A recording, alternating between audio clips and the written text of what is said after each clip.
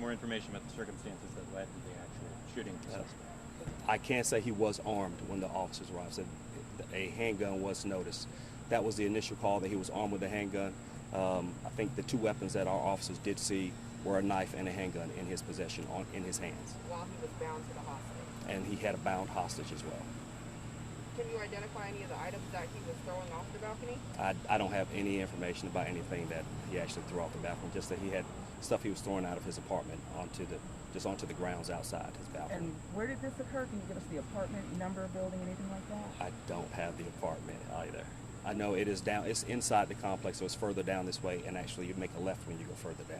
So are you all still on scene at this point as far as your investigators gathering evidence? Yep, we are still on scene. Right now, we are in the process of just securing every bit of evidence in the entire scene for the GBI.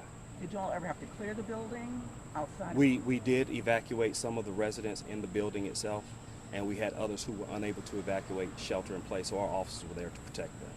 So how long would you say this played out from the time that you all got on scene until? I'm not exactly sure. It was well after 10 when I was alerted that something was going on out here, so it may have been over an hour from beginning to end. Tell us about what time the shooting of the suspect took place.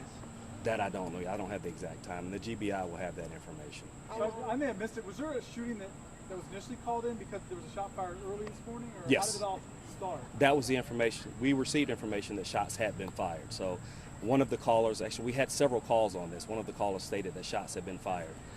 Another caller stated that there was a hostage or hostages in the apartment. So that was the initial information we were responding to. Was there any contact with him at that time or at the beginning there?